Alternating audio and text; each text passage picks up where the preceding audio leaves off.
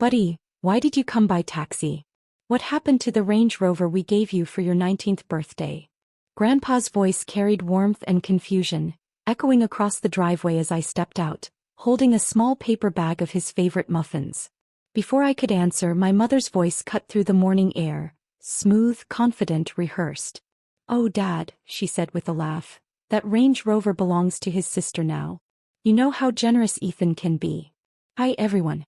My name is Ethan Cole. I'm 22 years old, and that was the morning I realized my family could smile while stealing from me." Grandpa's expression faltered, the way a storm pauses before the first crack of thunder. He didn't speak, not yet. He just studied my face, and in that silence I think he saw everything I wasn't saying. The truth was simple. I hadn't given my car to my sister. My mother had reassigned it for family balance, her words. Apparently, my sister needed it more because she just launched a social media business funded entirely by my college savings. So there I stood, the eldest son, calloused hands from part-time jobs, arriving in a taxi to visit the man who'd once said, "I'm building this future for you." Grandpa didn't argue. He just smiled faintly, eyes distant. "Come inside, buddy. Let's talk." Inside, Grandpa's study smelled like cedar, leather, and the faint trace of old cigars, the kind of scent that carried history. He motioned for me to sit, his cane resting beside the desk like a silent witness. "So," he said quietly, "your sister drives the Range Rover now?" I hesitated. Lying to Grandpa had never been an option. "Yeah. Mom said it was better that way. She handles the brand's PR and the car fits her image." He nodded slowly, jaw tightening. "And what do you drive, buddy?" I laughed, though it sounded hollow. "Whatever the Uber app sends." His gaze softened with something I couldn't name. Disappointment? Maybe grief. Then he said something strange. "You know, Ethan, I once built this family business from a truck that barely started. I didn't do it for image. I did it so none of my children or their children would have to beg for what's already theirs." That hit harder than I expected. I'd never seen Grandpa emotional, but behind his calm, a quiet storm was brewing. Downstairs, Mom's cheerful fake voice echoed as she gave my sister a tour of Grandpa's new guest suite. "Make yourself at home, honey. Dad won't mind if you use his study for your shoots." Grandpa's eyes flickered toward the door. "Shoots? Yeah." I sighed. She was turning his house into content. He smiled faintly. "Not for long." That evening, Grandpa insisted we all have dinner together. It felt formal, like a board meeting disguised as a family meal. The long oak table gleamed under the chandelier, and the air was thick with something heavier than tension, pretense. Mom kept up her cheerful tone. "Dad, you should have seen how amazing Lily is doing online. Her brand's going viral. The car really helps with that luxury image." Grandpa simply stirred his soup. "Luxury," he repeated. "Funny word. You know what I called luxury at your age, son?" His eyes were on her. "A working engine and a full tank." Mom laughed nervously. "Oh, Dad.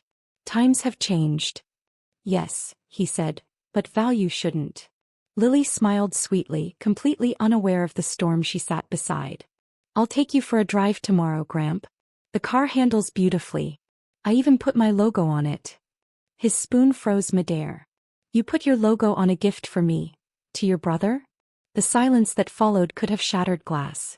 Dad shifted uncomfortably. Mom tried to recover. "It's just vinyl, easily removable." Grandpa leaned back in his chair, studying them all. "Some things," he said softly, "aren't meant to be removed. They reveal who we've become." He looked at me and gave the smallest nod, the kind that promised something deliberate was coming. The next morning, Grandpa's driver arrived at my apartment before sunrise. "Mr. Cole wants you at the estate," he said, handing me a sealed envelope. Inside was a single note in Grandpa's sharp handwriting.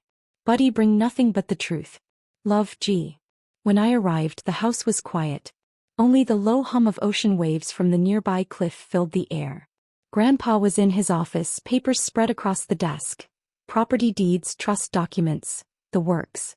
He looked up with a tired smile. "Sit down, Ethan. I'm rewriting something today." Before I could ask, footsteps echoed behind me. Mom barged in like she owned the place. "Dad, what's this nonsense about lawyers coming by? You promised you'd rest." He didn't glance at her. "Rest is for men who regret their work." I'm fixing mine. She laughed nervously. Oh, come on, Dad. Over a car. No, he said calmly. Over a pattern. She froze. He folded a letter carefully, sealed it, and placed it in an envelope marked to be opened upon my passing. Then he looked at me. I built this family with my hands, he said, voice quiet but steady, but I forgot to teach them what those hands truly meant. Mom's smile faltered. Dad, what are you doing? He turned to her, eyes still. Something I should have done years ago. By afternoon, the atmosphere in the house had shifted. The usual arrogance in my mother's tone was gone, replaced by an edge of worry she couldn't hide. Even Lily had stopped filming her morning mansion vlog. At 3 p.m., Grandpa's longtime lawyer, Mr. Heron, arrived, briefcase in hand, radiating quiet authority. He greeted Grandpa warmly, then nodded at me. Ethan, good to see you. I assume you understand why you're here. I didn't. Not yet. But Mom clearly did. She stood near the window, arms crossed, watching like someone waiting for a storm she couldn't control. Grandpa gestured toward the large oak desk. Heron, show them the revised draft. The lawyer opened his briefcase and pulled out a thick folder. Updated property allocations, new trust clauses, and a signature page with Grandpa's unmistakable initials. Mom's voice cracked. Dad, what are you doing? Making sure ownership returns to the hands that respect it, he said evenly. Lily frowned. Wait, what does that mean? Heron adjusted his glasses. It means, Miss Cole, that certain assets gifted under the family trust, including vehicles and real estate, are being legally reallocated to the original recipient. Mom's face went pale. You can't just. I can, Grandpa interrupted quietly. And I will. He turned to me. Buddy, do you still have your driver's license? Yes, sir. Good. You'll need it again tomorrow. That was the moment I realized Grandpa wasn't done yet. He was just getting started. The next morning, Grandpa asked me to meet him in the garage. When I arrived, the air smelled of oil, salt, and something older, nostalgia. And there it was. My Range Rover parked in the center, spotless, detailed, gleaming in the early light. The vinyl logo my sister had slapped on the hood was gone. In its place, a silver nameplate read, "For Buddy, earned, not given." Grandpa stood beside it, leaning on his cane. I had a tow here last night, he said. Didn't feel right sitting in her driveway. I was speechless. She came storming over when she saw the truck, he continued with a faint grin. Tried to block the gate, but the registration already reverted to your name at dawn. Legal transfer signed, sealed, done. I ran my fingers along the hood. Grandpa, I don't know what to say. Say nothing, he said softly. Just drive me to breakfast. When we pulled out onto the coastal road, the sea glimmered beside us. Grandpa's window was down, his hand resting outside, catching the wind. You know, he murmured, it's not the car that matters. It's the lesson that comes with it. I glanced at him. And what lesson is that? He smiled faintly. You can't teach gratitude to people who think love is a transaction. 2 nights later, Grandpa invited everyone to dinner again.